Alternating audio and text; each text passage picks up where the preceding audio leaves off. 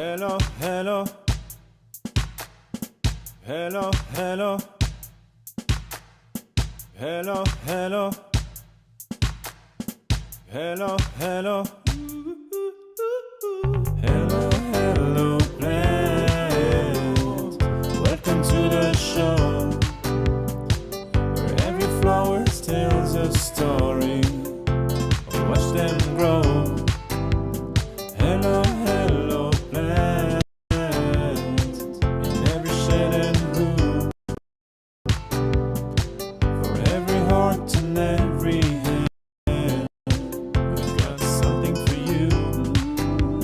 Indoor greens and outdoor scenes, design your space, let your garden dreams glide. Personal touch with our garden design. Free sessions to blend within your budget line.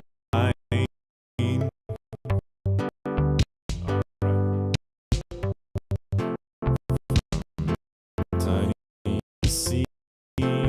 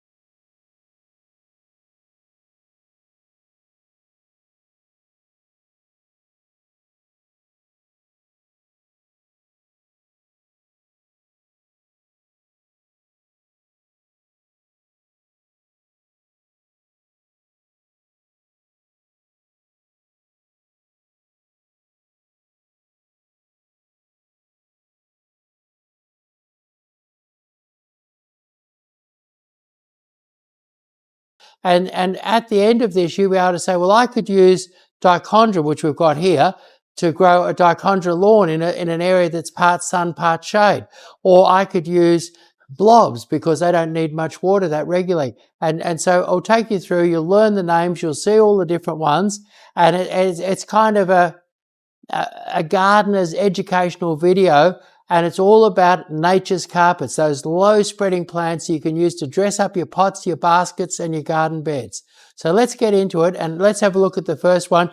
And what I've done is this one here is one of the most popular. It's probably one of our biggest selling of your nature's carpets, and it's Dichondra repens, and sometimes called a kidney weed, and particularly in the warm weather, very, very fast growing, loves water, loves fertilizer, grows in deep shade, grows in light shade, and grows in hot sun. So if you had a situation, say you had a little patch of ground, and on this end it's all bare earth and the lawn won't grow there, and on this end it's hot sun and the lawn's doing fantastic, but you want to have all just one thing all through it. Dichondra repens is what you could go for, and Dichondra repens thrives in the sun, thrives in the shade. And do you know it's an Australian native? It's a really hardy, versatile plant, thrives in quite a number of areas, and you can use it to cover a small area, but basically for that mixture of shade, sun, it excels. It's one that's very popular for putting around pavers. Now when you put around pavers, what you've got to do is it does mound up a little bit. So if you either raise your pavers up a little bit or sink your soil level down around the pavers so that you're planting it,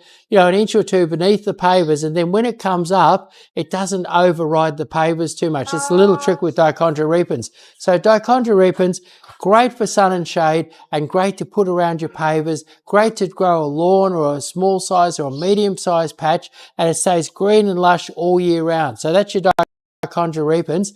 Now there's another Dichondra that's really popular, and that is Dichondra. And so what we've got here is, I'll show you the silver Dichondra.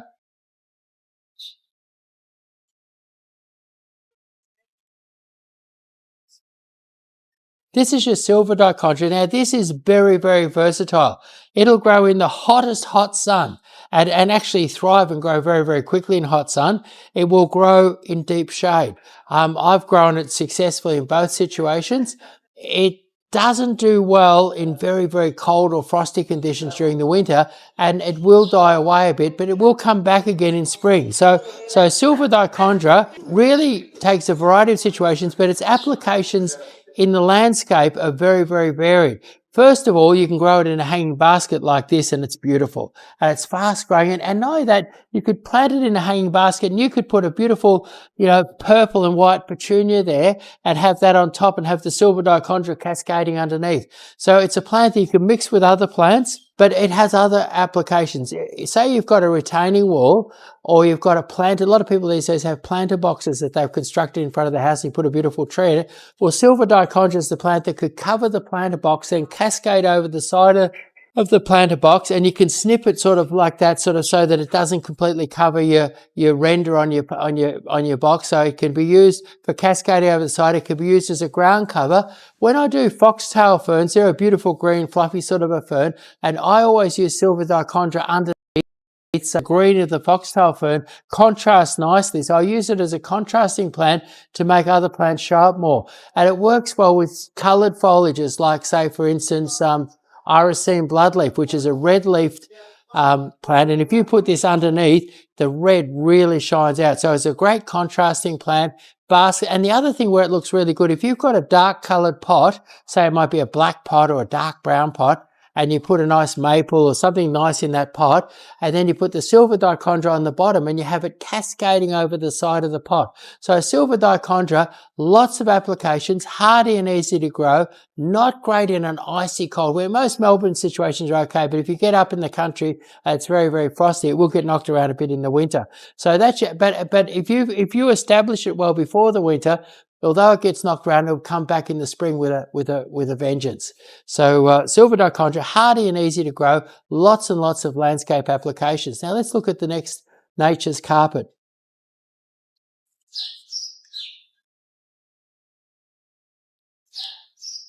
Now here we've got white thyme. Now you might wonder why I'm showing you so many different ones, but each of them have different applications. Now what you'll notice first of all about your white thyme, have a look here, it's very, very flat. So there it is there, very, very flat. And you can grow whole lawns of thyme, and it's a very sort of sensuous sort of a thing. If you brush your hand over it or brush your foot on it and smell it, beautiful. It smells beautiful. You can put this white thyme on your pizza. You can use it in your cooking, and but it looks great in the garden, and you can see the first, it's late spring now, and the first white flowers are coming, and this is going to flower madly all through and right into autumn with beautiful white flowers. Now what people do with white thyme is they do whole lawns with it. They do little patches of it in their cottage garden. You can put it in a hanging basket and have it cascading down the side of the hanging basket, or grow it in a pot. It's great around the pavers. And what's great about this around the pavers is it's nice. Then you've got that incredible show, and the white thing is just a sheet of beautiful white flowers, and it goes for months and months and months and months. It's hardy, it's frost hardy, it loves its water and fertilizer, it's frost hardy, it's heat hardy, it's full sun, it's light shade hardy. So I wouldn't put in the deepest of dark shades, but certainly in a light shade it's fine, and it gives off that beautiful fragrance, and you can still use it in your pizzas. So white thyme, great to have, great for a really big expanse of nature's carpet.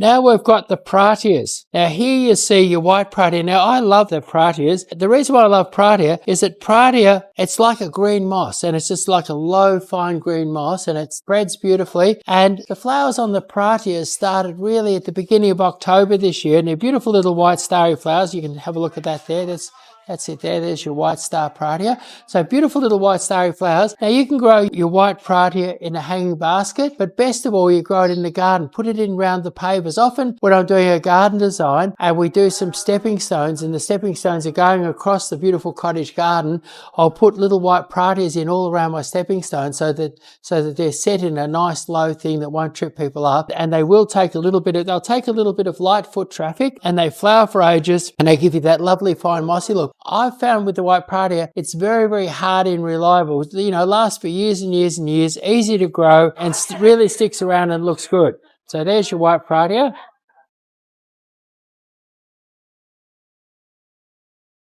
Now here's your blue Pratia. Now your blue Pratia, it's not a dark blue or a bright blue. It's a really subtle, almost sort of whitey kind of blue. So almost a whitey kind of a blue. So that's it there. And you'll find this to be a little faster growing than the white Pratia and grow a little bit taller, a little bit bigger. So it's a very, very strong Pratia. So if you want a Pratia that's going to grow quickly and really spread and cover aggressively, your blue Pratia, it really does have the edge on the white Pratia, and it flowers so strongly. Look at the density of those flowers there, so beautifully. Try use it for all the same applications. Put it in around your paving, pop it into your cottage garden, grow it in your pots, have it in a nice pot, put it out. It looks fabulous in a hanging basket, and it will ooze over the sides of your head. It won't cascade down a lot, but it'll ooze over the side of your hanging basket. And often you can use these also. If you've got a big pot and you've grown a nice Japanese maple in, pop a Pratia in underneath and it'll come over the side of the pot and just add that extra splash of colour and give you that finishing touch. And that's what nature's carpets are good. It's great when you've got a pot or you've got a garden bed and it needs that bit of finishing off. Go and look at your nature's carpets and look at which one to use. And so here, part shade, full sun, good soil, water and fertiliser, and Pratia will grow like crazy for you. That's the requirements there.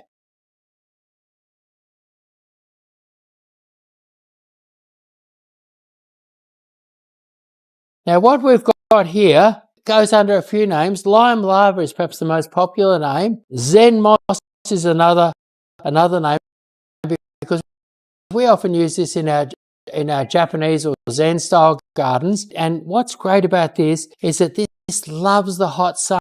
In fact, it doesn't grow that good in the shade. It loves the hot sun. And so what we do is we use this in our garden designs and in our pots where we're giving off that sort of Japanese or Zen effect.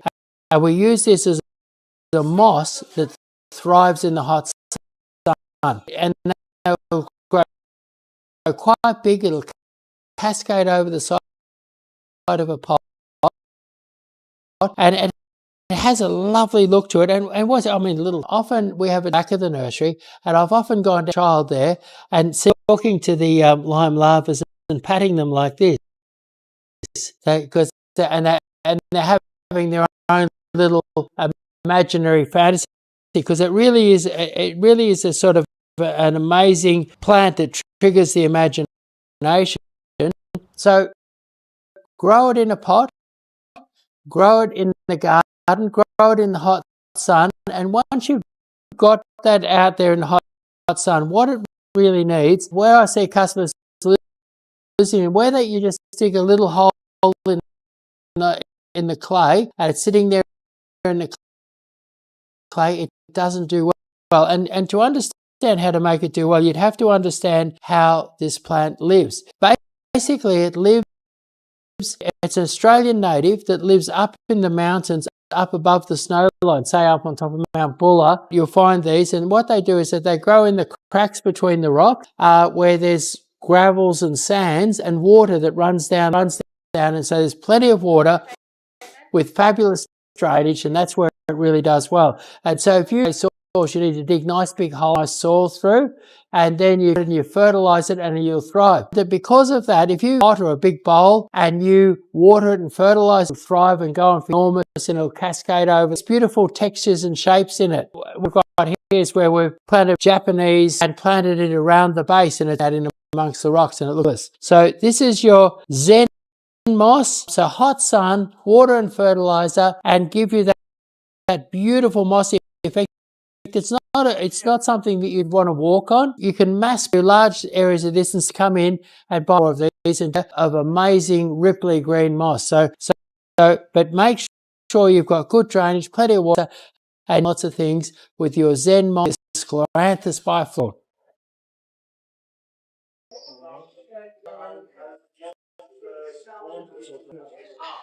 This is one of the popular plants that become popular. This is Sclerum and lime. So they're really interesting. Your area quite as good as soil, perhaps a little bit more. This would be something that you would use instead of that grows very, very quickly. It's hot sun, but it goes good and it grows just as big as lovely. And it's blessed with these lovely little tiny, pretty. You can. I often use when I'm doing a nice pot and I put a beautiful plant in the pot. I'll then finish that pot off with some lemon lime, lime sagina, or we call it Irish moss. So Irish moss or lemon. I'll finish off a beautiful pot with this, and this will cascade pot a few pet of the pot, and it has that lovely leaf. Got a rich for a blue green leaf or something like that.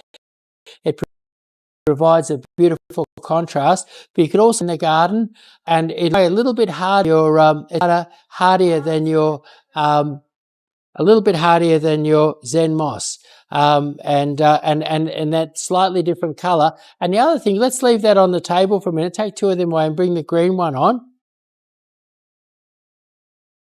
Another really nice thing to do with your sagina or your Irish moss is there's a beautiful dark green one. Here it is here.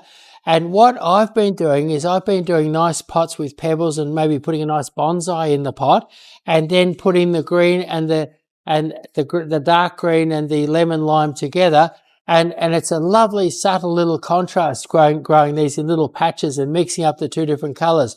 So you can make some really, really nice effects by mixing these two together. And the green one is just as hardy and just as easy to grow and pretty much has the same applications as the lemon lime, but it has that added advantage of mix up the two and get some nice color contrasts. Now, something that's quite rare is this one here. This one here is Dymondia.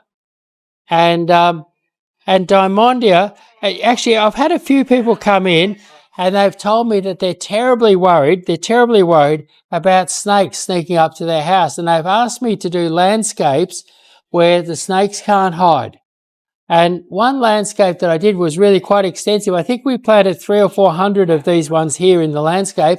And what I used in the landscape, I used trees with trunks like that. And then and then we mounted the earth and we made the earth into nice shapes. And then we planted these here. And these are so flat and so hard clinging to the ground that I swear a snake couldn't sneak into this stuff. They'd have to travel over the top and you'd have a good chance of seeing the snake against this sort of light silvery green. But I've got a little lawn of this on my place, and the big dog that I've got loves to play on it and muck around on it. I walk straight over it, and so this will take quite a bit of foot traffic. It'll take the dog. I've even thrown the odd tractor wheel over mine, and I found it to be very, very hardy and tough. And when you do knock it around, it grows back in a flash. So really hardy and tough, very, very flat. Not afraid of snakes coming in and hiding underneath it, but best of all, because it's silver grey and it's very, very low, it's great to put around your pavers, and it looks best around a sort of a grey or a dark black or a bluestone paver. This and that silver grey contrasts beautifully. It doesn't look so good with a cement paver because they're a bit the same colour and there's not enough contrast in it. So this is a really good plant for planting around the pavers. It's also a good plant if you want to make a really large lawn area that was super duper tough and super duper low maintenance. Dymondia really excels on making a very, very large area. It's great around the pavers, and you can even use it in a pot, and it's a good contrasting plant because it's got that lovely silver grey to it, and it's one of the best of the nature's carpets for giving that silver grey contrast. So that's it. That's your Dymondia. Super duper tough and super useful. Great for a large area. Loves the hot sun. Does okay in a bit of shade, but loves the hot sun and will take a bit of dryness as well. So let's put both colours, baby, up at once. So now what we've got here is baby tears.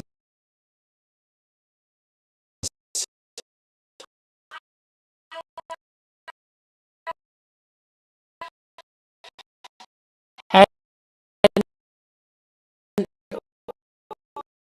what's a little bit unusual is your golden baby tears. Have a look at that there. Look lovely. Look at that in relation to the green one here.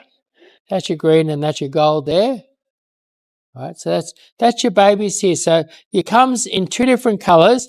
Now, some of you will have some spots where the sun never shines, really dark little corners in the garden, or it could be a pot. You've got a pot with maybe a camellia or an azalea in it, or a fern, and it's really, really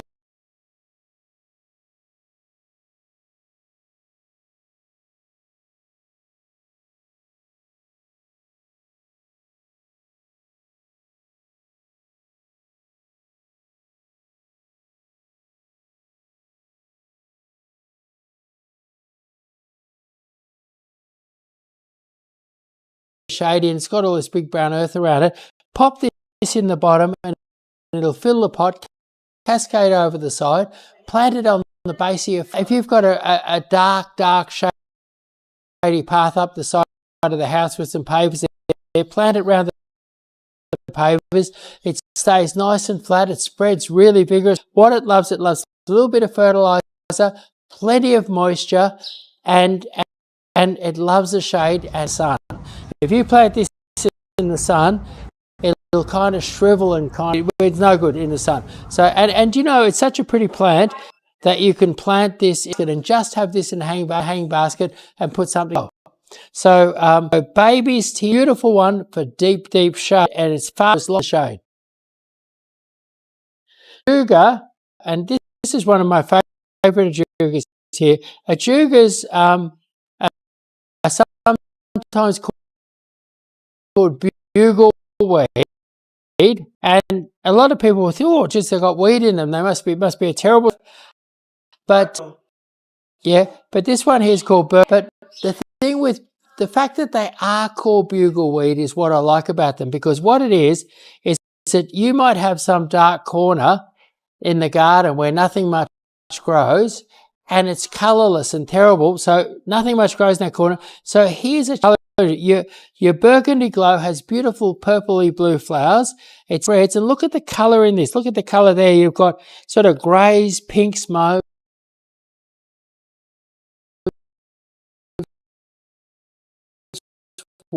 whites. And then imagine that with some beautiful blue flowers amongst it. And if you plant this, it loves plenty of water. Now, what's interesting is this is the most delicate looking of all of your different ajugas, but I found this one to be the most sun hardy. So this will grow in full hot sun.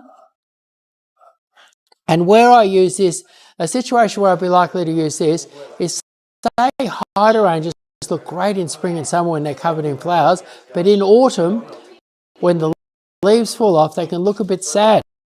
And so if you pop these underneath your hydrangeas, when the leaves fall off in autumn, at least you've got a bit of colour there. And so I've planted them in the bottom of pots, and I've had them, the beautiful pink and different coloured foliage cascading over the side of my pot. So I've had them in pots. They love the shade. They'll take a bit of sun, and I often use them in my cottage gardens, pop them here and there, and they're particularly good at the front of the garden, you know, where you want something nice and low, plenty of colour and plenty of flowers. Great in the shade, and with this one, this variety here, planted in the sun as well, and this one is called Ajuga Burgundy Glow. A really good nature's carpets. Now this one here, Purpurea, so this is your purple Ajuga, and it's got lovely purple foliage. You'll find it hardy, you'll find it fast growing, it's nice and low and nice and tight, but it's a bit more shade loving, a bit more not enjoy. It's one that doesn't really run that much, but if you're and you want to get a bit, you've got some other light colour foliages in there, and you want a bit of contrast in there, really handy plant. The fact I'll read bugleweed means chuck a bit of water in there, and before it's turned purple. So, and it's not just purple, it's a purple carpet. It's a beautiful purple nature's carpet. So that's your Ajuga Purpurea. here is a native, and this one here, it's a native here.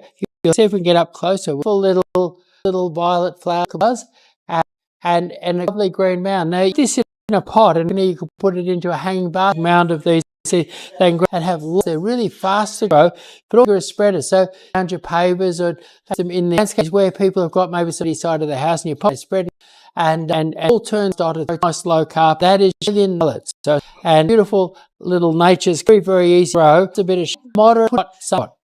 Little violet. This is a beautiful purple in the looks hanging basket and a hanging more violet. There you go.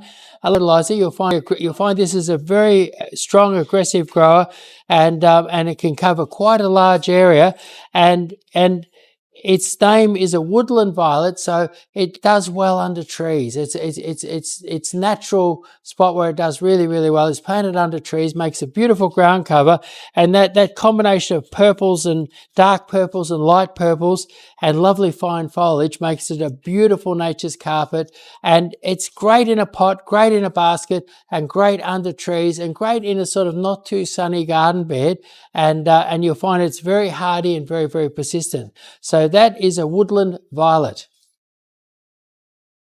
Now, what we've now got is we're into a whole new segment called a blob, which is a funny name for a plant.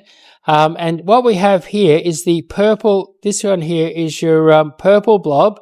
Now, your purple blob is a hardy succulent, so you can grow this one in a hanging basket, grow it in a pot, or sometimes there's 4 or 5 colours I'm going to show you, and sometimes people dot the different colours in a small garden bed and add some lovely little blobs of colour. You can, and this one here is a purple one, and this will grow into a beautiful little mound of purple foliage. So there it is there. It grows into a beautiful mound of purple foliage. What's great about this is it's the sort of plant, if you've got it in a pot and you go away for the weekend or a couple of days, you don't have to water it because it's a succulent.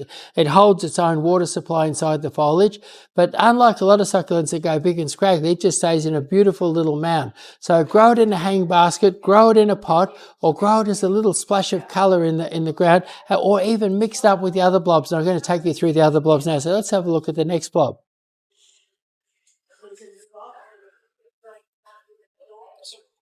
Now, if you love chocolate as I do, you'll love the chocolate blob.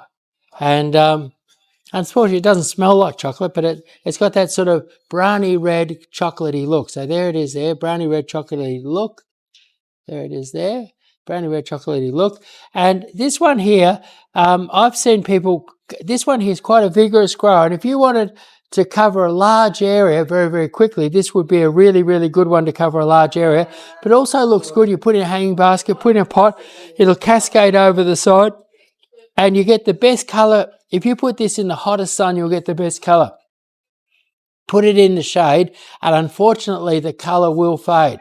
And so this is one where I often use this one is when a lot of people come in the nursery and they say they pick out a pot, and then they pick out a plant, and we look at it and it just doesn't look finished off. And what I'll do is I'll get a blob, and if I had a golden leaf plant, I might use a silver blob. If I had a purple leaf plant, I might use a golden blob underneath it. Or if I have a bright green leaf plant, I might use one of these chocolate blobs underneath. So I often use them as the ground cover in a pot, contrasting the foliage or contrasting the pot. So you can, and because there's all different colors, there's always a blob that you can use to contrast the foliage or contrast the pot. So let's have a look at the next one. That's your chocolate blob. Chocolate blob, hardy and fast growing, loses its color but grows good in the shade. Now, this is one of your most popular blobs. This is your silver blob. And if you need something bright and silver, the silver blob is great. And like the rest of the blobs, you could grow this one in a hanging basket. You grow it in a pot, or you can use it as a splash of colour in the garden. And I think the person who named them blobs had that in mind, that you could take your silver one or your green one or your golden one and have that beautiful splash of colour in the garden. So there it is. There's your silver blob. And again, water it when you want to. That's the great thing about blobs. They're a type of succulent, and they store the water inside them, and they store and use up the water inside them. And you can go off for your holiday and come back with them in a basket or a pot, give them a drink, and they're fine. Now, what we've got here is our golden blob. Now, your golden blob, if you're doing a sort of a purple leaf plant in a pot, your golden blob is a great contrast. Or if you're doing a dark brown pot, dark chocolate pot, this makes a lovely contrast. This is a sort of a looser growing blob that looks particularly good in a hanging basket and looks great in a pot. So there it is there. Lovely golden blob. There it is. That's your beautiful golden blob there. And and this one also does particularly well in the garden. So you find it's easy to grow and lovely and bright and gold all year round. And the more hot sun it goes in, the brighter the gold is, and the more shade it's in, the sort of more lemony coloured it is. So lemony coloured in the shade, brilliant gold in a hot sunny spot. So and fast and easy to grow.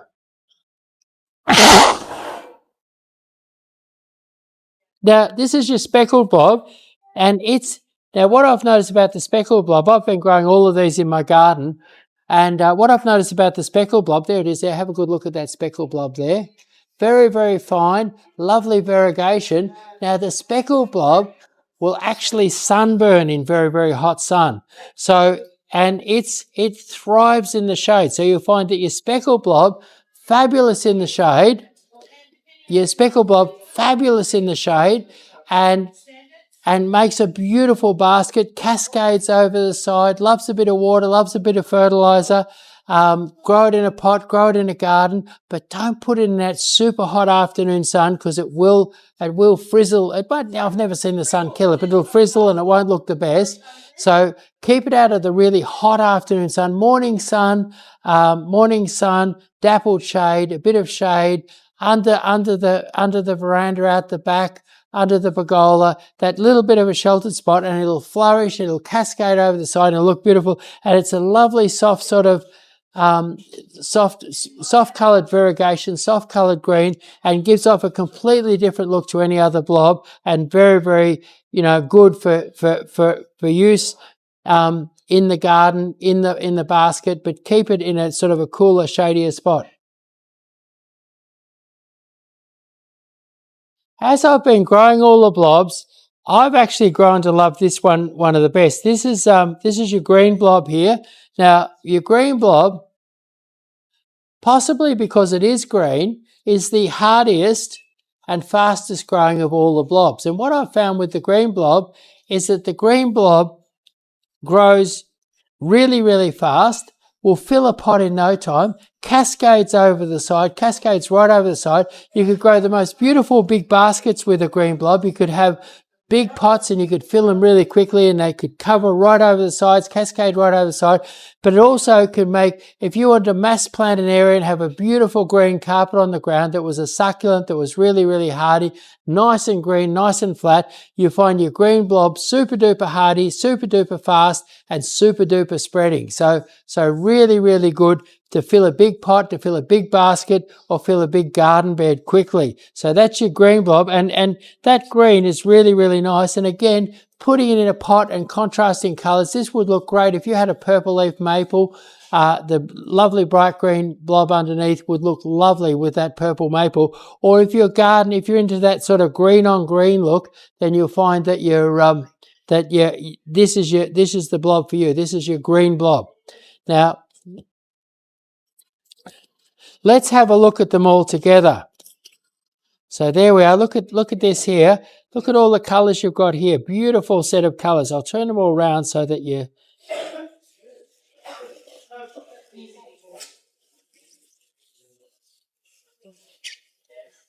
Look at the colours there. So beautiful set of colours. And often what I've done is I've had a customer come in here, buy 2 or 3 different pots, 2 or 3 different blobs, 2 or 3 different plants, and then what I've done is I've put all different blobs. I've put all different. They've come in. They've bought a couple of different pots, a couple of different plants, and then I'll put a contrasting blob in each one, and they'll go home with 3 different coloured blobs, and it just finishes off the job. And that's what your nature's carpets are all about, is finishing off and getting that final polish in your pot, that final polish in your garden. And blobs, being hardy succulents, have a real role to play in nature's carpets. So stay with us, and in 1 minute's time we're moving over to our live Q&A, and what I want questions about nature's carpets and about the different nature's carpets, how to use them, where to plant them, how can you use nature's carpets in your gardens, in your pots, and in your landscape or in your hanging baskets. So come to me with the questions and I'll be answering your questions in a minute.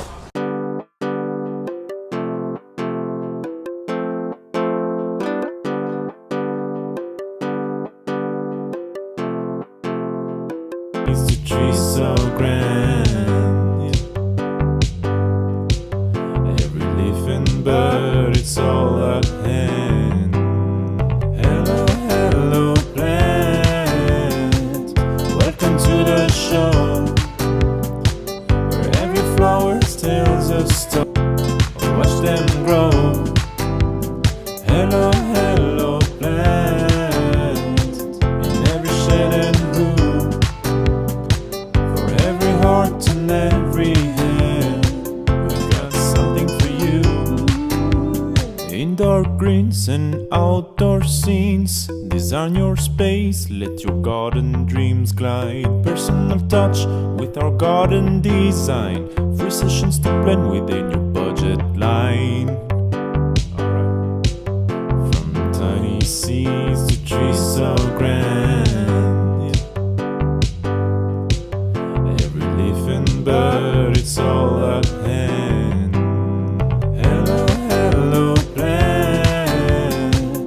Welcome to the show, where every flower tells a story. Watch them grow. Hello, hello, plant.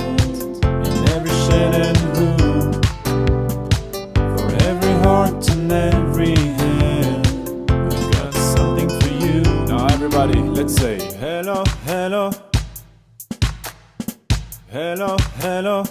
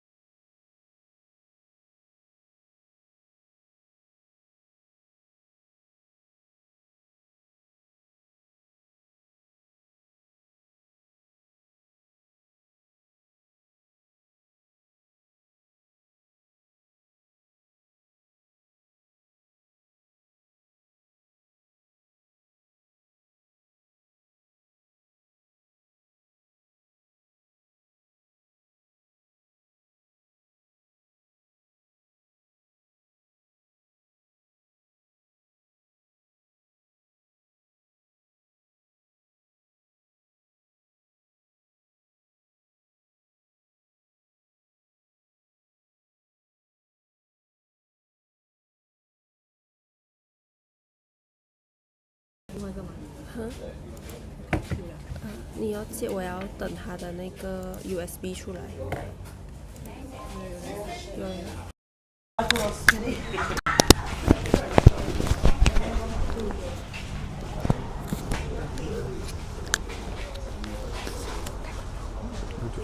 Read the question again. So we do the question again? So we just start with the question. Right. So, Wayne, what questions have we got? Chris, we have a question from Sky Dymondia, who loves blobs. And I love blobs too. I And think you they're love great. blobs? Yeah. But she's killing them, and she'd like to know what advice you have for her. Well, if you're growing them in pots, use good quality potting mix. Water them regularly, not every day, but water them every 3 days in the warm weather, and use a bit of Osmocote on them. And your yellow blob and your speckled blob, pretty happy with a bit of light shade, but all your other blobs are really happy out in the hot sun. So get them in the right situation. Get your blobs in that right situation. And if you got them in heavy clay soil, dig nice big holes, mix a bit of potting mix through the soil and loosen up a little bit, and then water and Osmocote, you should be fine. Excellent. Excellent advice, Chris. What advice have you got for people with this erratic weather at the moment, with the rain and coming from spring into summer, in terms of watering and? Well, I guess you've really got to be aware of how it is.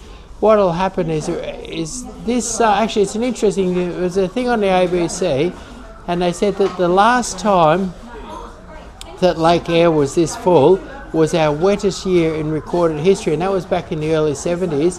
And Lake Eyre is at that level now, and it's likely, basically it gives Australia an inland sea that's evaporating, and so when you get those, so I think this is going to be a summer where it warms up, and it's going to warm up, and then there's going to be lots of cloud build up in the heat, and as it comes down to close to our coastline, it's going to cool down, and we're going to get rain. And so it's going to be a summer of hot weather followed by rainy storms. And so what that's going to mean is that you'll probably have a few more insects, a bit more fungus to watch out for on your roses and things like that. And apart from that, it's a great year to get things established because you've got that nice heavy rain coming, probably every week or 10 days. And that's how it appears to be shaping up. Okay, Chris, we have a question here from Jennifer Wong. Can Hi, you Jennifer. share more about lime larva? Some more information. A lot of people ask about lime larva. Okay, I think to understand lime larva, you want to understand where it comes from and how it lives naturally. So your lime larva comes from up above the snowline in Victoria, Tasmania and southern New South Wales. And so it grows up above where the trees and things are, and it grows in cracks in the rocks, and those cracks in the rocks are full of sort of light sandy and pebbly soil. So the drainage is fabulous, and the water runs down those cracks, and the melting snow runs down those cracks, and so your lime larva has got plenty of moisture. And then the other thing is that up there on the top of Mount, I worked up there for a summer, and I thought it'd be kind of cool up there. I worked up there for a summer as a builder's labourer building a chalet one year when I was young, and I thought it was going to be cool up there, but it was hot. It was hotter than hot. So basically what you find, your lime larva loves hot sun, which is a great plus because it gives you that green mossy look, great for a Zen garden, gives you that green mossy look, but it gives you that green mossy look in hot sun. And it doesn't, if you've got a shady corner, it doesn't do it all well. So if you understand, it lives in hot sun, it has plenty of moisture. It has plenty of moisture because it's sort of the moisture's in springs and things running through the cracks in the rocks, and that's basically it. So where people fall down is when they just dig a little hole in heavy clay. It's nothing like what they're used to, and they have poor drainage and it doesn't work. So you've got to dig nice big holes, mix some potting mix through it, and if it's poorly drained, even mount it up a little bit. So mix up some potting mix, mount it up a little bit, give them good drainage. Loves a bit of Osmocote, loves, and once it's got that fabulous drainage, give it plenty of water and you'll find it'll grow like crazy. You'll be amazed. You can plant a small plant like this, and if you do it in this warm months right now, within 3 months you'll have it that round. You'll have it, you'll have it 60 centimeters round, and they really do grow beautifully. And if you grow a few near each other, they grow across, they meet each other, and you get beautiful ripples in them when they push against each other. So anyway, that's a bit of a rundown on it, but I think it's really a matter of understanding where they come from, and then you can understand what to do with them. Great advice, Chris. Really good. We have a question here from Wendy Skerry. Can Ajuga grow in full sun? Most Ajugas are a bit shy of full sun and they struggle and burn a little bit. But what I've noticed, and I think I might have mentioned it during the show, is that Ajuga Burgundy is full sun hardy. And it's funny because when you look at it, it's got all that multicolour on the foliage, and you think that if anything was going to be not quite sun hardy, with its patches of white and light pink on the foliage, you think that would be the one, but it's not. I found Ajuga Burgundy, it's Burgundy Glow, Ajuga Burgundy Glow to be quite sun hardy. But as for the rest of them, you'd put them in morning sun, afternoon shade, or in full shade, deep shade, dappled shade, and most of them, they'll take a little bit of sun, but they really don't want too much. And what I love about Ajuga is that their other name is bugleweed, and I've always loved things with weed, weed aspect to them, because I love things that flourish, and like chuck a couple of Ajugas in, and in no time at all they've covered whatever area you put them in, and because they're pretty, they're a very unobnoxious weed. Yes, and a very underrated plant. Yeah. So, and I use them in pots. I have them, and they're lovely. Like particularly, my favourite is Burgundy Glow. I love the way it'll cascade over the side of a pot. So they're really very useful in the landscape. Yeah, very, very tough. Now, here's a hard question for you. Think about this one before you answer it. Where is your store located? Campbellfield, in Victoria, and what's interesting, we're about a 10 or 15, and like people, I had customers walking in this morning, and they wanted some particular plant that I had at the back of the nursery, and we've got hundreds of thousands of plants here, and it was amazing listening to them going, ooh, wow, this is big, this is way bigger than what, oh, look at all the stuff, oh, like that, the sounds that they were making. And so the fact that we're 10 or 15 minutes Uber from the airport, if you love gardens and plants and you wanted to see a real lot of plants in one space, and you lived in Sydney, you could hop in the plane and come here, and we're 10 minutes Uber from the airport. So, and a lot of my Victorian customers will drop a relative or a friend at the airport, and then drop in and see me on the way back, or on the way back from some trip, they'll drop in and see me. So often, a lot of our customers, because we're very much a Victorian nursery, and customers come here from all over Victoria. But often it's combined with an airport trip. And a lot of newcomers will come in and they are staggered by the size of the nursery. Yeah, really that's right. And really, if you're really keen on plants and you want to see plants, I've seen people come in here and spend 4 or 5 hours looking at all the plants.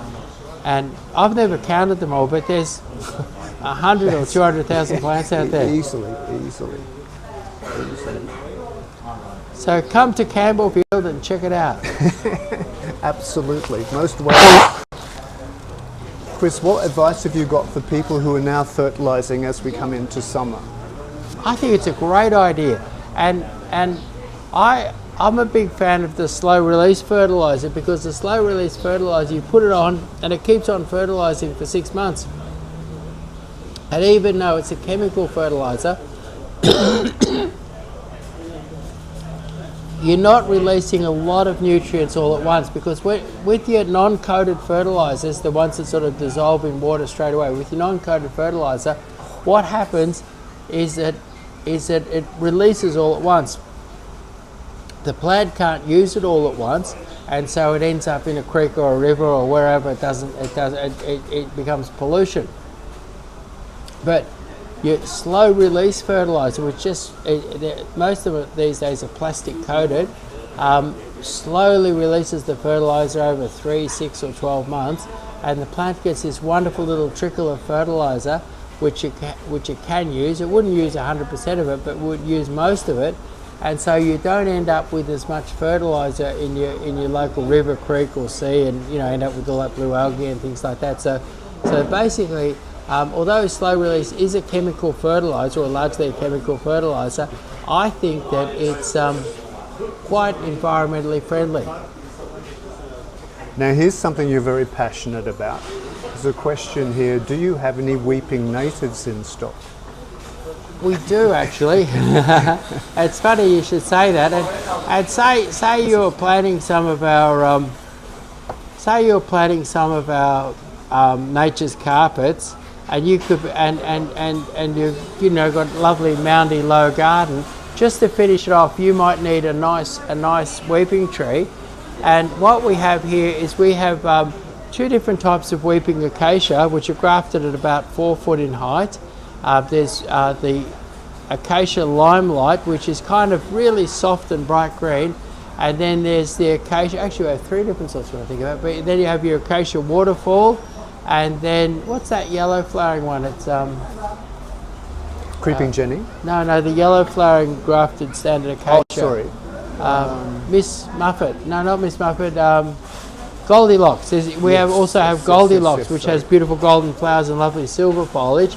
And then we have weeping grevilleas. And what's great about all of those ones is that they don't end up, like a lot of native trees can end up way too big. So you've got a lovely little garden, and you've done your nature's carpets, and your lovely little evergreen weeping natives could be just one or two of them could be just the thing to finish off your beautiful nature's carpet garden, because they're low and they're very contained and they're evergreen. And I know how partial you are to weeping natives. Now here's an interesting question for you. Dichondra, silver dichondra, how can that be grown in a pot long term? Yes. It's just a matter of feeding it and watering it, and it'll last there forever. And you might have to clip it a little bit, because it does tend to get out of hand. Here's one here as we speak. And that's a fairly young one. Now if you hung this up and watered and fertilised it well through the summer, I reckon it would hang more than a metre. Easily. Yeah. So there we are. Easily. Okay, an interesting question for you. I have deep shade under a eucalyptus tree. What advice have you got for me? What to do and what to grow? Deep shade under a eucalyptus. I found one of the best things is the creeping. It wasn't amongst the things I talked about today, but rhagodia, or your creeping saltbush, is fabulous. And I've done a wonderful video where a person had made a beautiful sculpture under gum trees, and they grow beautifully under gum trees. So rhagodia, and then something like one of your myoporums, like a Urena myoporum, also seems to be able to get do well under, and they're both natives. And then the other one that seems to do quite well is Tunica. And I've often done a garden design under gum trees where it was pretty dry, pretty neglected, and I needed something really tough that would, and it needed to end up looking good. And the silver of the creeping saltbush and the lovely flat dark green of the Urena and the beautiful soft green of the Tunica waving in the wind combined together would make a lovely landscape under a dark shady tree. Good advice. Similar question. I want to do a Japanese garden which is half sun, half shade. What can I grow there? Well, you could grow in hot sun. You could grow your lime lava, and that looks great in a Japanese sort of garden. And then as you're going into the shade, you could go with your Irish moss or your Sagina, and they come in 2 different colours. And then if you've got an area that's really deep shade, like total dark shade, you've got your baby's tears, and all of those will look green. All of those will look green and mossy. All of those will look flat and green and mossy and great in a Japanese garden. An interesting question I had yesterday. Someone had a 10-metre thin garden along a pool in full sun. Now they had a photo of thin conifers, and they wanted to grow a fern in between, but in full sun, hot sun, what would you do? Foxtail fern. Yes, but they wanted green. Yes, exactly. Yeah, so your foxtail fern is Absolutely. not really a fern. I don't know if there's any ferns that really want the hot sun, but your foxtail fern is a fake fern that does the job of a fern, but loves the hot sun, as long as it's got plenty of water and fertiliser. What else could you give me that looks like a fern but isn't necessarily a fern, but isn't going to flower too much? It's getting a bit further away from the fern, but I was thinking giant liriope. Good choice. Often, yes. I often use them as a fern substitute. That's an excellent choice. That actually is a very, very good choice. Yeah. Okay. An excellent, excellent choice. Okay, so any more questions? No, not over here. So, if you've been watching this and you want to know anything more about nature's carpets, how to plant them, how to use them, where to use them, give us your question. Chris, what would you put in vertical gardens? Both sun and shade, sun more being a problem. Look, I think your white, like from those in sun, your blobs. And what's great about your blobs is I think you've got 5 different colours of blobs, 5 or 6 different colours. So you've got 5 or 6 different colours of blobs, but your white thyme would do really from that range that we did there. Your white thyme would do really good. Your silver Dichondra is fabulous, and then you might deviate and put a bit of black mondo. I think most of the hang gardens that I've done, I've used a little bit of black mondo, and using like the silver Dichondra and a bit of black mondo coming up can look really, really good As a contrast. Yeah. And then you probably need a few golden. Although you've got plenty of gold in the yellow or gold blob. So really that would give you a good, with the silver Dichondra and some black mondo with all your different blob colours will give you a really good, colourful, sunny vertical garden.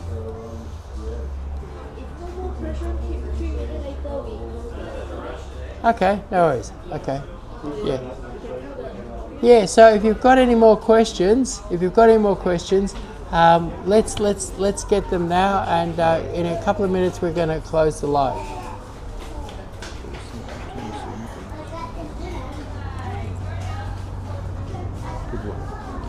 Chris, will nature's carpet grow over wood chips? And will it stop the wood chips from blowing away in the wind? I would much rather, yes, you'd have to choose your nature's carpet, but I reckon that pine bark would be much better than wood chips. But if you had wood chips, yes, you could grow them, and things like your white thyme, your Dichondra will go over the top of your wood chips. Excellent question. Excellent answer. Plants for wet gardens, very wet gardens. I did a video of baby's tears, and it was at the base of a fountain where there was lots of just constant all day splashes and really, really wet. And in that sort of, and probably one of the wettest spots you'll find in gardens is where you've got the splashing of a fountain. And I've found that any of your mondo grasses or liriopes and things like your baby's tears, so your grassy plants, but particularly mondo grass and liriopes seem to take endless amounts of water. Okay. So there you are. So mondo grass, liriope, and baby's tears for that very, very wet spot. Okay.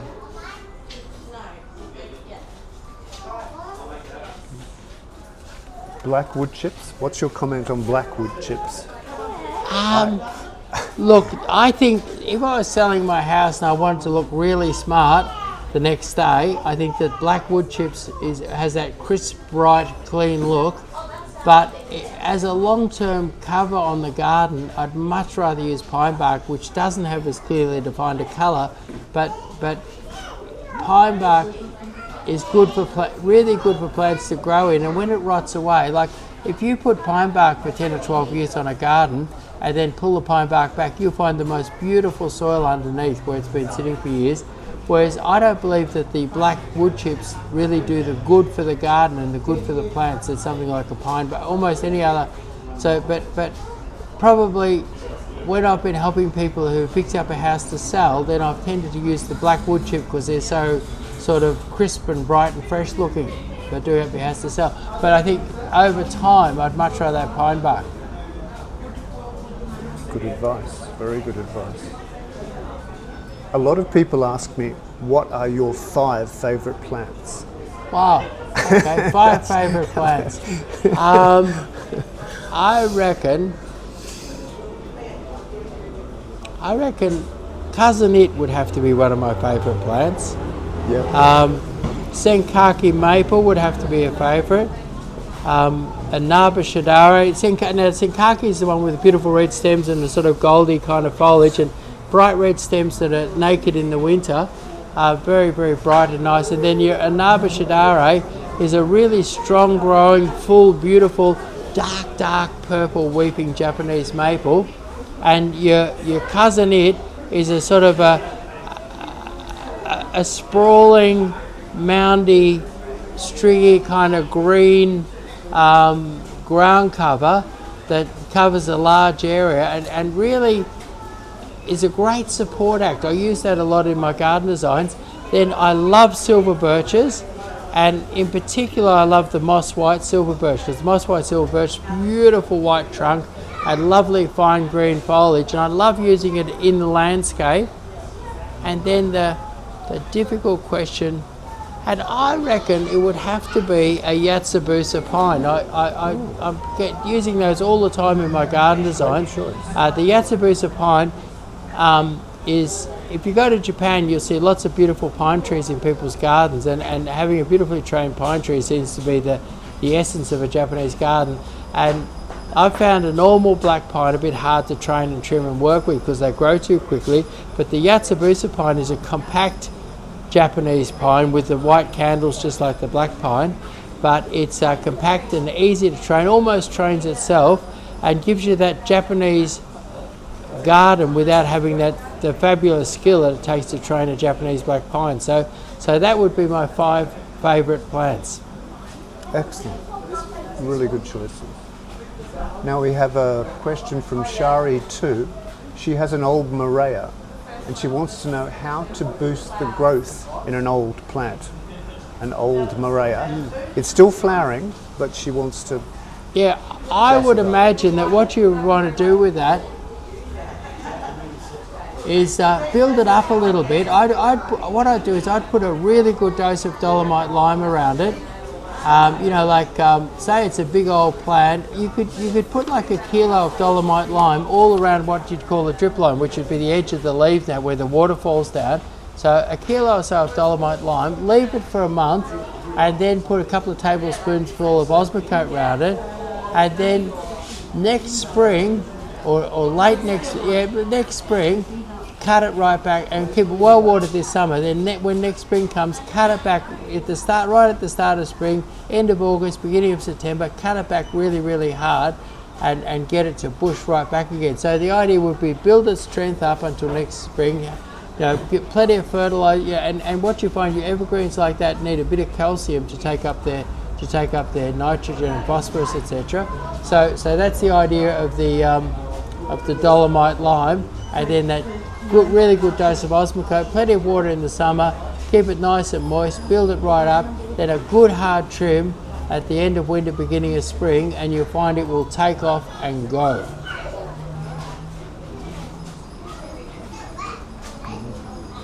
Interesting question.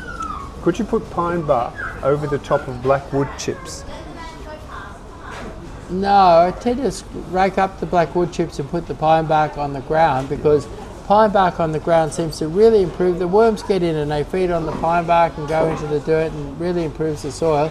And the black pine bark could be an impediment to soil improvement. Got another question here. I have a sad magnolia little gem. Is this the right time to do something about it? Actually, right at this time of year, magnolia little gems tend to look a little bit sad. And almost the same as what I said before, it's an evergreen, a good dose of dolomite lime, leave it for a month, a really good dose of Osmocote, water it well, water it well in the summer, and I'm sure that by this time next year you'll have it looking not so sad. Excellent, excellent. And some advice on, we're now in hydrangea season. How do I keep my hydrangea looking this stunning? Okay,